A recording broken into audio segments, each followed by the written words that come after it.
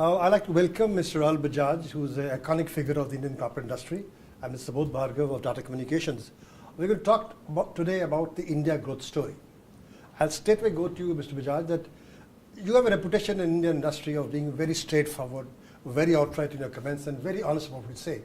The question that is coming to you is that, is the India growth story over?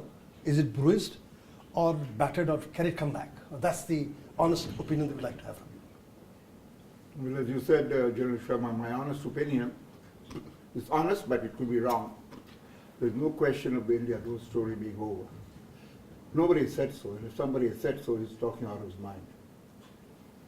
We've had a lower growth from 9% per annum for 4 years to 5% last year. I think this year itself will be around 6%, so the growth again has increased. And there are a lot of reasons to believe. I don't think I have time to go into that. If later on you ask me another question, I'll let you know.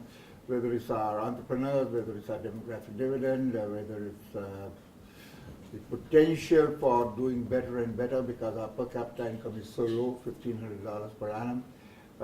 There is enough scope. Yes, we do need better governance and better implementation of policies on which not everybody, but the government and entire business and Indian industry are in agreement. So we know what policies have to be followed by and large. But implementation becomes difficult, and that's linked to weak or poor governance. So there's need for improvement there, and I don't think it can get worse. Okay. So I think there are very good chances things will improve. Thank you very much for the positive note. Mr. Bhargav, would you share the same views as Mr. Bajaj? Well, I think firstly, growth is a very relative term. What do you mean by growth? When the global economy is growing at around 3% plus minus, India growing at 5% is a question mark. Why? I don't understand. Just because earlier we were growing at 8%? Yes, but there were reasons behind that, the backdrop.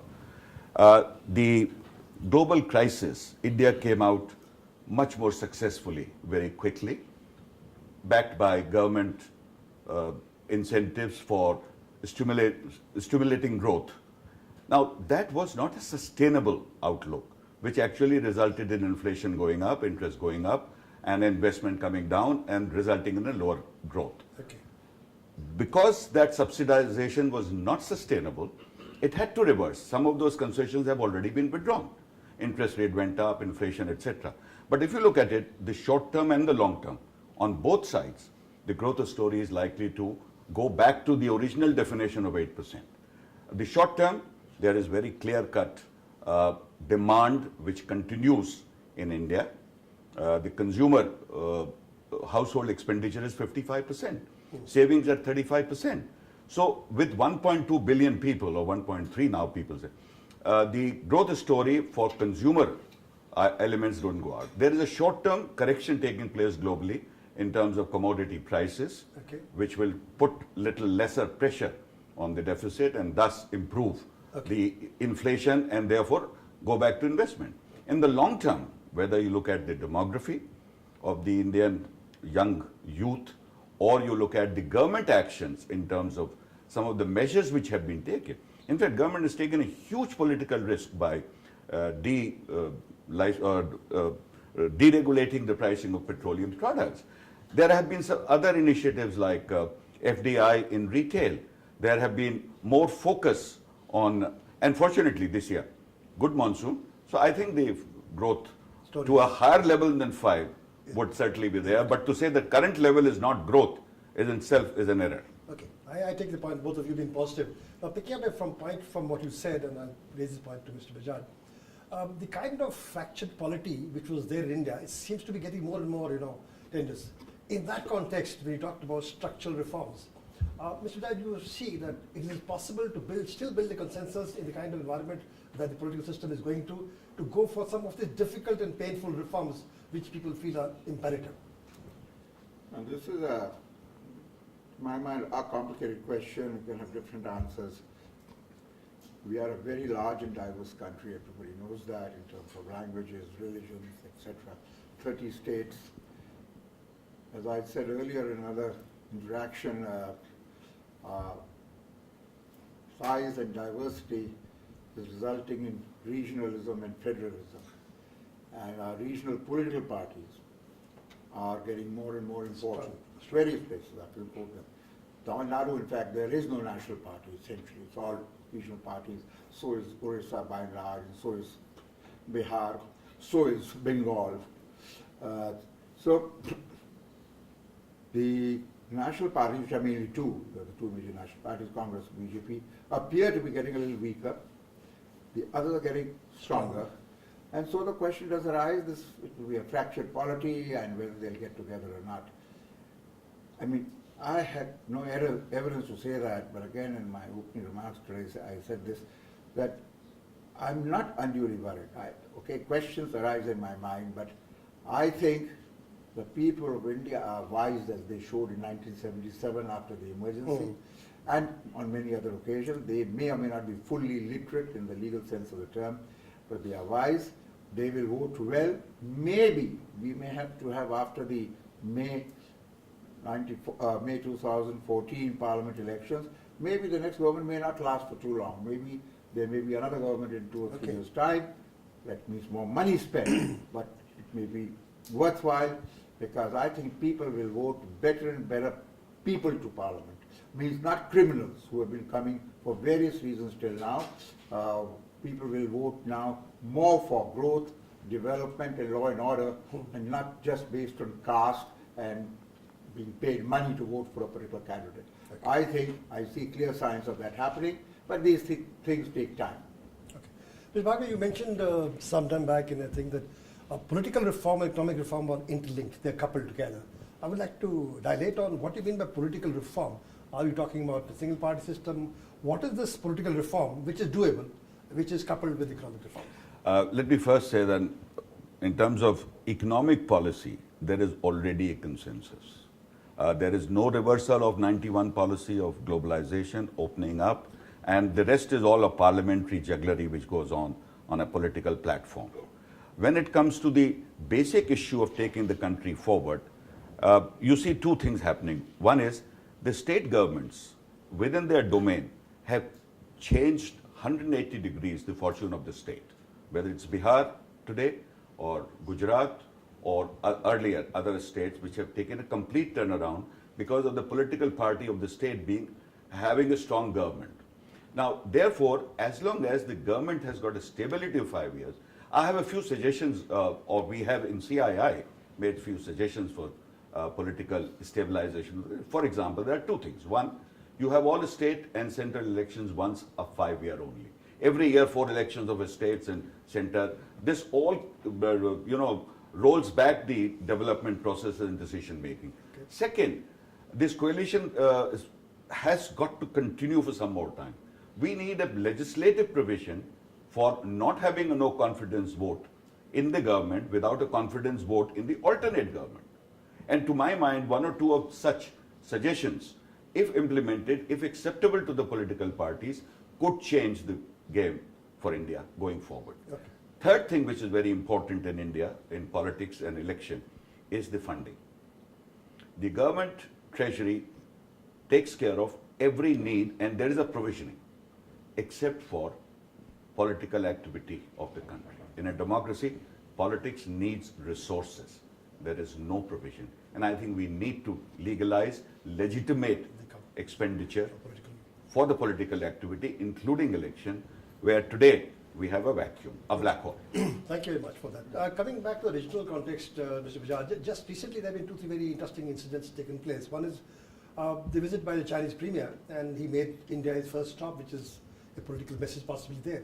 Mr. Manmohan Singh going on to Japan and having a very cozy there, and Mr. Nawaz Sharif waving a white flag from Pakistan. Now, if you see this kind of thing happening and America is cozying up to it, in the strategy concept, do you see this being a catalyst for growth, or is it a mirage, or you see really something concrete coming out, or is it just wishful thinking? External affairs or foreign affairs are a little more complicated situation than even economic matters, because economic matters depend on you, your political parties, and your citizens. The moment you get into external relations, the other country comes into the picture, and you name few. I think one has to be careful while speaking about this, but I think with the entire world, OECD countries, all the developed world, by and large, India has excellent relations. And I don't see that changing. I see with the US, with the UK, France, Germany, the relationship, economic, political, otherwise geopolitical, only strengthening. Even with BRICS, in emerging markets, we have excellent relations. Our problems are basically two. Both are our neighbors. One smaller, one bigger, Pakistan and China. I won't get into so much with Pakistan because things are known, and it's a regional, it's a border country, it's a neighbor. We were brothers.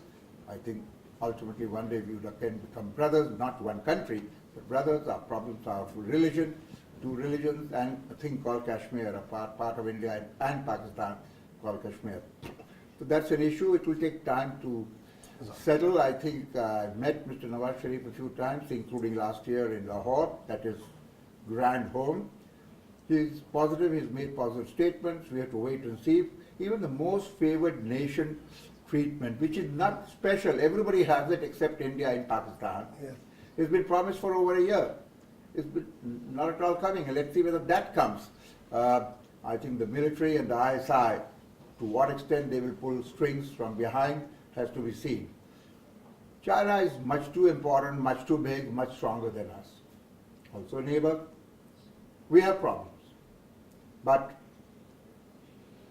unlike, to some extent, Pakistan, I think we have to handle it very diplomatically and very carefully. Okay. Coming to another question, the internal dynamics, security dynamics being army man, it really interests me is that with the Maoism, Naxalism taking place, a perception takes place in some countries, and that when India internally becomes a little weaker, the foreign capital seems to run away from India, or it's difficult to find people to invest in it. I was talking to a few people in Northern Ireland, they're feeling very concerned because they've gone through this problem area. Do you think the Indian government or Indian people are not paying enough attention to the internal security dimension as a stimulus for economic growth, or is not looking at it separately? Is it linked together? And Mr. Bhargava, you could possibly take this on to start with. Is it a linkage there? Do you see a linkage? Very definitely. To my mind, the Maoist activity, or Naxals as we call them, has been an outcome of no development, no resources in those regions having been deployed over decades. So the cause or the reason being unemployment, unengagement has led to Naxalism. So therefore, the economic growth would automatically give a space for Naxalism or security issues to be resolved on their own. But having said that, the Indian government or the governance of the states and regions cannot take their eye off the problem of containing nationalism. So apart from the larger macroeconomic growth, I think we have to go down to these districts, these locales, to create some economic activity, create education and skill building to take this apart from just security forces. Okay. And to my mind, the multinational or foreign investors concerned in this regard are quite unfounded. I mean, this happens in London. You've had the tube blast. It's happened elsewhere. Now, these are something which is beyond the control of a governance. It's not happening every day like in Pakistan, for that matter. And when you talked about the neighboring countries and the foreign policy, in my mind, it's a very clear recognition that despite the lower growth of India temporarily just now, they are looking at tomorrow. The fear of China slowing down, both in terms of infrastructure investment and its consequences, and therefore Indian economy drawing strength from that global scenario and putting its own growth rate back to higher levels, shows the interest with whether Pakistan, China, US or Japan has shown towards India of late, irrespective of our poor state of the governance, which automatically, as Mr. Bajaj also said, hopefully will improve very soon as it goes. Actually, it is evolving towards improvement, but slowly. Thank you. The last question, Mr. Bajaj. One of the worries and the engines of growth is energy. And India has been always energy deficient. And as the energy security policy-wise, do you see yourself getting concerned about the energy security of India, purely linked from economic growth, especially with the US not being happy with us going to Iran and we're looking at oil things? And some of our policies are driven by our need for energy. And as the prices of dollars goes up, what is the concern about energy security? And Have we got the right thing in place for our growth? I'll answer that and then I'll make a brief comment on Yes. the earlier question on what Subodh mentioned. On energy, it's one of our serious problems. Without adequate power, reliable power, and reasonable cost, but reliable power, you can't have industrial growth, you can't have agricultural growth, you can't have water to cities, etc., etc. Drinking water, other water. And we have a lot of problems. Our oil minister just recently made a statement, I don't know how accurate it is, that India is, relatively speaking, floating on gas and oil. And what we need is more exploration, we'll have more oil and gas, and then of course refining capacity is not such an issue, and that can be created. We already have some refining capacity. And instead of, I mean, I don't think we'll be able to export that, but our today major single item of import is crude oil. And if that substantially goes down, obviously our current account deficit problem would be reduced. So I think exploration and to get the oil and gas out of it is an issue. Now, there's not enough time here to get into how to do it. In fact, the oil minister said, because we are not paying the right price for oil, the crude, that's why it's happening. And there are others who are saying, oh, you're supporting industry. Absolutely. Saying that. Absolutely. So I won't get into that debate, but I would say energy is an important area to look at. Brief answer to your earlier question. I agree broadly with Subodh when he said Naxalites, Maoism, this is not by and large hurting the multinational corporation working in India. There are other things which are hurting. I think slowness in decision making in the government and little corruption, etc.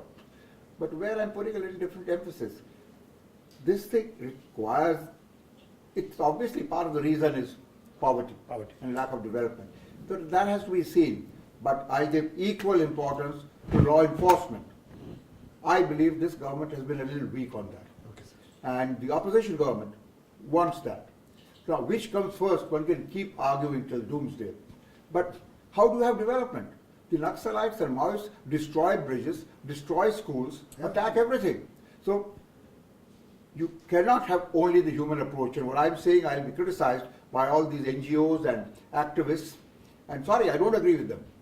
My family stands for rehabilitation and the poor and all that. But I think, what about the people who are dying?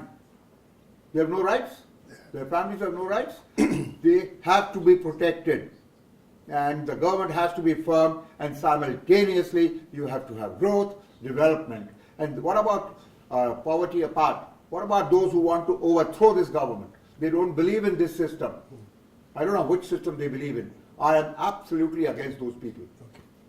Thank you. Thank you very much, Mr. Bajaj, and thank you, Mr. Bhargav. When I come across with this interview to say that there's a positive feeling about India, this minor dip is taking place, but the India story still holds. Thank you for your time. Thank you, Sharma.